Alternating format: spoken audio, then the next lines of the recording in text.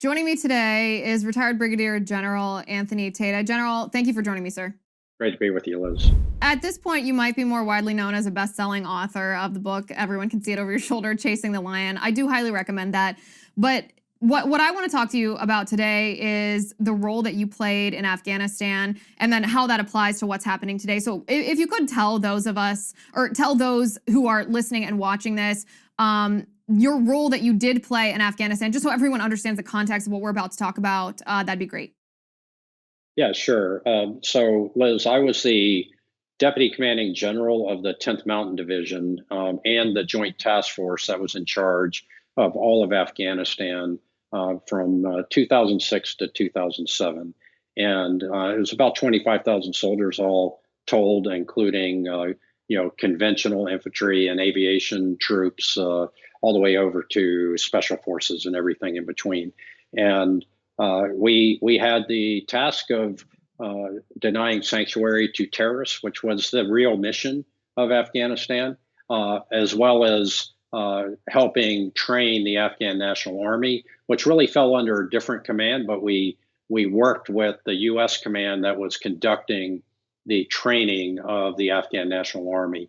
My role was as a combat leader to make sure that my soldiers, sailors, airmen, and Marines were able to conduct combat operations to defeat the Taliban, Al Qaeda, and any other foreign fighters that came into the area. Right. So, in other words, to condense that, you were intricately involved in Afghanistan at a time when we were actually winning that war, as opposed to what Joe Biden politically chose to do. And this of all days to talk about this, it's gut-wrenching. I'm sick to my stomach because 12 U.S. service members were killed in suicide bombs outside of Kabul airport today. 11 Marines and 1 Navy medic. As you know, my husband was in the Medical Service Corps in the United States Navy, and he was attached to Green Side, which means he took care of the medical side of Marines. So these are his brothers in arms. This is just sickening, not only because every life is precious, but because this was a political choice. This was preventable. This didn't have to happen. It did happen because of what Joe Biden chose to do in Afghanistan. So I want to go through the series of events that led to this. And because let me back myself up a second, because when you get to a crisis point, which is what we're at in Afghanistan, this isn't something that takes you by surprise. This isn't something that happened unexpectedly, as the Biden administration claimed. This is the culmination of a series of bad decisions that led to this point. So I want to travel back and have you walk us through decisions that should have been made so that the result of this 20-year, multi-trillion-dollar war in Afghanistan resulted in victory instead of defeat, resulted in the terrorists losing their lives, not American service members. So go back as far back as you need and start with where these decisions started going wrong, where these decisions started straying from the agenda of absolute victory over the Taliban, Al Qaeda, ISIS-K. Yeah, so Liz, I would say the first bad decision was made by President Bush and Vice President Cheney and Secretary Rumsfeld to make Afghanistan back in 2001, 2002 a secondary effort as they sharpened their knives to go after Iraq. What you can trace what's happening today all the way back to the hubris of the Bush administration and making decisions to create an economy of force effort, as it's called in doctrinal terms, in Afghanistan, when that was where the attack came from. And the mission was to kill or capture Al Qaeda and the Taliban. And the one time our nation asks for a hit on a platter, we don't give it to them until 10 years later. So that's the first mistake. And then I can fast forward all the way back to, as you know, I was the number 3 in the Pentagon under Secretary of Defense for policy, performing those duties, less than a year ago. And we had a plan. We had a good plan. In the plan, yes, anytime you end a war, you must talk to your enemy. Every war ends that way. And when there's no clear victory, you have to involve in some kind of power sharing discussion. And that's what President Trump was doing. But the difference was that we were very clear about having significant military capability to inflict punishment on the Taliban, Al Qaeda, ISIS. And we went for the last year of the Trump administration with no servicemen killed in Afghanistan. And that continued on because that deterrence policy was in place, even as we transitioned to the Biden administration. So I would say that one of the Biden administration's first mistakes was to pshaw the transition. They did not. Austin didn't want to talk to the acting Secretary of Defense, Chris Miller. The person that was replacing me, that team didn't really want to talk to us. The arrogance that these people came in to office with led them down this path that they knew all the right things. And frankly, let's be honest, that the media emboldened them. The media attacked all of us personally, tried to destroy our lives. And we're good public servants that were doing the best for the country and that believe in America. And these new people came in and absolutely wanted nothing to do with the conversation of here's this plan, execute this plan, or take a look at this. It's been rehearsed and it's been disseminated throughout the force. And then you fast forward. Part of the plan was to keep Bagram Airfield. So I would say the key fault here was giving up Bagram Airfield. And instead of collapsing onto Bagram Airfield, a very well protected airfield and very defensible. It's large. It's got a lot of space all around it. It's got Russian minefields around it, and it's just impenetrable. And it was for 20 years. And we had a couple of suicide bombers at the gate, but the gate is well away from everything else. And so giving up that strategic piece of ground, and what I'm told is that the State Department thought it might be easier for them to get out of Kabul than to relocate, set up a new, a consulate, so to speak, and operate out of Bagram, which was very well protected, well defined. 2 runways. You could use one runway for operations of going and getting our citizens and SIV applicants, and you could use another runway for airplanes out of there. And instead, they chose Kabul.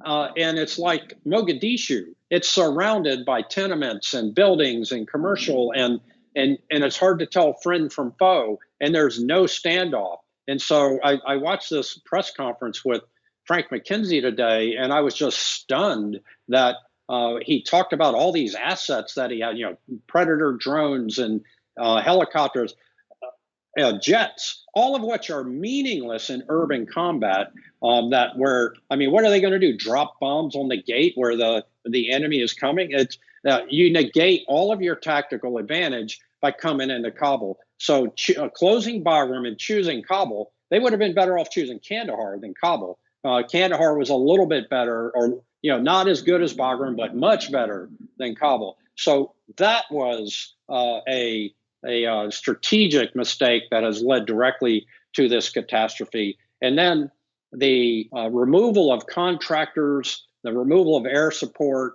the removal of intelligence support to the Afghan National Army that we had spent billions of dollars training and equipping over 20 years, and who fought and died for their country. A lot of people say, well, they cut and run. At the end of the day, they did, but it's because they had no support.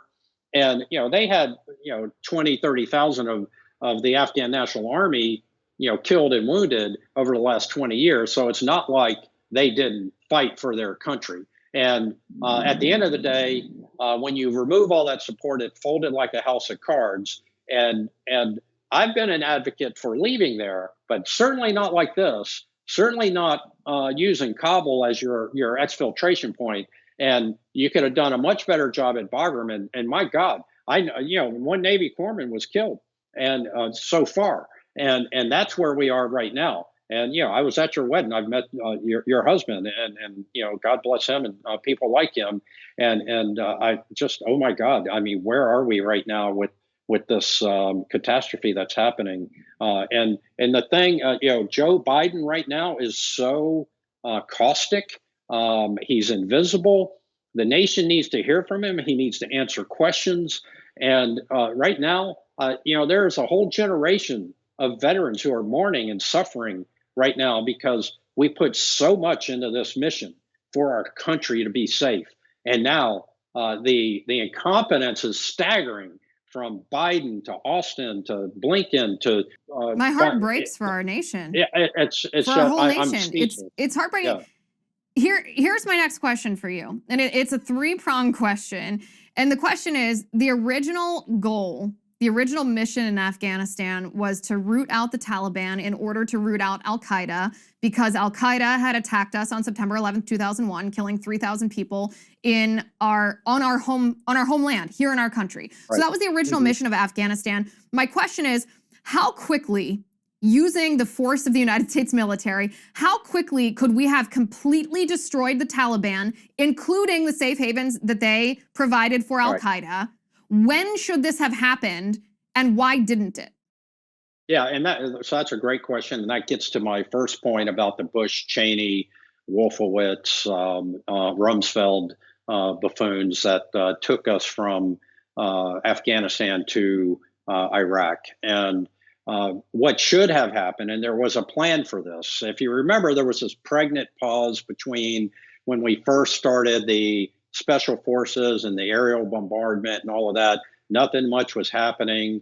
I was in Kosovo with my 101st Airborne Combat Brigade, got pulled back to Fort Campbell, and we all thought that we were going. There was a contingency plan to bring the 101st Airborne into sort of the federal administered tribal areas, the Fatah, the Waziristan area of Pakistan, jump the 82nd into the airfields to get control of Kandahar, Bagram, Kabul, Jalalabad, and bring the 10th Mountain down from the north, and to squeeze Afghanistan, kill, capture Taliban, Al Qaeda, put in a new government, and then get out of there. And that could have taken maybe 6 months. And if you remember Desert Storm, when very different kind of fight, but still a limited objective with clear mission and no mission creep. They cut off the Republican Guard retreat and destroyed it and sent them back packing, and left a balance of power between Iraq and Afghanistan and the Middle East, or Iraq and Iran in the Middle East. Now, what we did was we pulled all the resources out and and sent them to Iraq for a personal vendetta, and left soldier, sailor, airmen, Marines to really try to fight that war with one arm tied behind their back, and it just dragged on and on and on, and it became this perpetual cycle of a new general coming in, a new general knowing that his advancement relied upon how well he does, and yes, we're about to turn the corner, and yes, we're doing great, and yes, and to a certain degree, what I would tell every soldier is you were successful. You denied sanctuary to terrorists that wanted to do us harm. And I know for a fact that when we were over there in 06, 07, we disrupted 2 or 3 different plots that were being designed against the homeland. So there was validity to fighting the enemy on their 5-yard line, to use a football analogy, instead of our 5-yard line. So Right. to all the soldiers out there that fought, you did your duty, and certainly this is not on you. No, it's not. And this it's astounding to hear you say that phrase 6 months, right? That we could have demolished the Taliban, decimated Al-Qaeda, basically neutralized that threat to our homeland in 6 months, and then been able to pull out of there, not the multi-trillion-dollar 20-year debacle that we've had to experience. So I just want to clarify to make sure that this is accurate. What you're saying is we could have decisively won this war, protected our homeland, except for politicians made decisions that prevented it, that elongated this war, that led us to where we are right now. Is that accurate? That's my best military judgment, yes. And that is astounding. I don't think you have to be a member of either party. You don't have to support or oppose president of any party. It doesn't matter. That is absolutely astounding. So going forward, we all know the idea of, okay, well, that was in an ideal world that we should have, basically taken them out in 6 months. But now that we are 20 years down the road, what is it, $5-6 trillion in the hole here, Biden has let this become the carnage that it is. It's probably only going to get worse. This is probably just the beginning. What do we do right now? In an ideal situation, what do we do to decimate the Taliban? The Al-Qaeda, by the way, there's a UN report that says that they have strongholds in 12 provinces in Afghanistan as we speak. ISIS-K is on the rise. This is a hotbed of Islamist jihadi ideology right now, with the capacity to actually harm not just our allies over there, but here at home. What do we do right now? What should Biden do to fix this problem? Yeah, so there was always a debate about leave 2,500 there with all the enablers that I described earlier, intelligence, contractors, logistics, all of that, and always have that threat hanging over Taliban and Al Qaeda head versus where we are today. So we are where we are, and we have to have a clear-eyed assessment. We have a sort of an Alamo type situation where we have soldiers. The military, U.S. military at Kabul airport, and there are two options. One is to pack up and leave and strand thousands of Americans and Afghans that helped us, the special immigrant visa applicants, or to strengthen our defenses, push out our security, and begin to run offensive patrols and create some breathing space for the troops and the individuals trying to get out of there. I've heard of people talk about taking Bagram back. I can promise you that would be very hard, but it may be worth it. It's we're left with all bad choices here because of the lack of political courage of senior appointees in the Biden administration to throw down their stars or their position and say, Mr. President, this is going to lead to a catastrophe, and if you don't take our recommendation, I'm going to resign. But people are too comfortable. They're too propped up by the media. And frankly, a lot of these people, okay, 12 soldiers, 12 Marines, we'll get past it. The media will come in and wash us away and blame it on Trump. And that's the cynicism in this town here that I just, I'm heartbroken right now, Liz. I'm literally heartbroken. And I think about these Marines and soldiers, these paratroopers that are over there. I was a paratrooper for many years. I think about them, and I loved all the men and women that I loved or led, and I just absolutely heartbreaking that they deserve so much better leadership from our politicians and senior officers, and we are just not worthy of them. And I just can't tell you how devastating this is. Not just to me personally, but I have veterans calling me, texting me, saying, "Oh my God, what's going on? Can you help?" I've had people. You've got a whole network of people, Liz, that are in country, in other countries, trying to get people out because of the incompetence of this operation. This is going to go down in the history of our country as one of the worst, if not the worst, military operations ever. And it's just beginning. We've got another week of this, at least. And I mean, oh my God, what are we going to do? How are we going to take care of these young men and women who have raised their right hand and said, send me? Think about those Marines at the gate, knowing there was a threat. Think about their courage and their bravery, knowing what could happen, and now they're dead. It's unfathomable. I mean, it hits you right in the gut. I could choke up just thinking about it and thinking about the families who are receiving a knock on the door this afternoon with being informed that their son has been killed in Afghanistan, and knowing all the while that this could have been prevented, that this is the result of specific political choices Joe Biden made that he's been defending. It's beyond comprehension that we're at this situation. I want to let you go. I do want to ask you one other question, and this kind of addresses, and this actually isn't a partisan issue. There's a lot of people on the right and the left who think it's time to leave Afghanistan. I've made it very clear where I stand. I do think that a residual force is necessary at this point, just like it is in so many other countries around the world where we have standing US military to keep the peace as a deterrent, not because it's necessarily an ongoing war. But in your opinion, if we completely, and by we, I mean Joe Biden, of course, if Joe Biden completely pulls the military out, if he follows through with what he's doing right now, lets the Taliban take hold, lets Al-Qaeda fester, lets ISIS-K grow, do you believe there will be another terror attack on the U.S. homeland? Yeah, without question.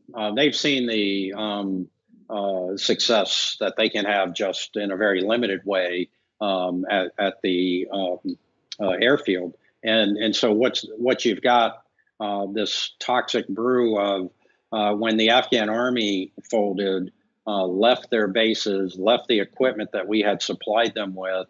Now that's in Taliban hands. All of the forward operating bases that we built for the Afghan National Army have been taken over, to include Bagram, by the Taliban. And so now Al Qaeda, ISIS, whomever. Now, Taliban and ISIS don't necessarily get along, but the enemy of my enemy is my friend kind of thing. So there's probably a lot of that happening right now. But think about it: the Taliban now controls all the major Kandahar, Jalalabad, Host province, Bagram, and will soon control Kabul.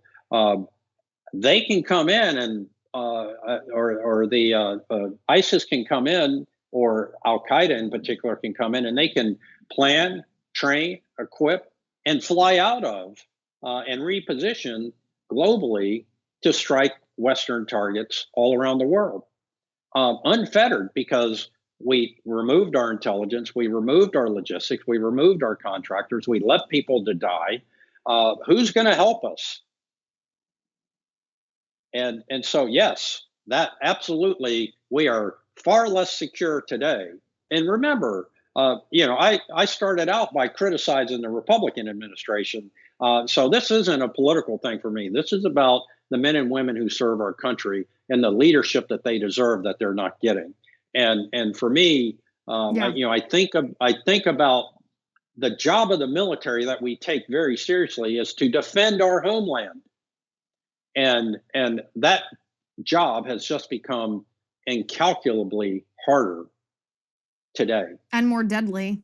And more deadly, Right. which is heartbreaking. General Anthony Tata, thank you for your service. Let the men and women from our military who you're in contact with today, let them know that how many of us support them. I don't know about you, but I'm going to spend the rest of the day praying for the souls of those brave men lost today, their family members, and our country, and speaking out on their behalf. Thank you, sir, for joining me. I appreciate it.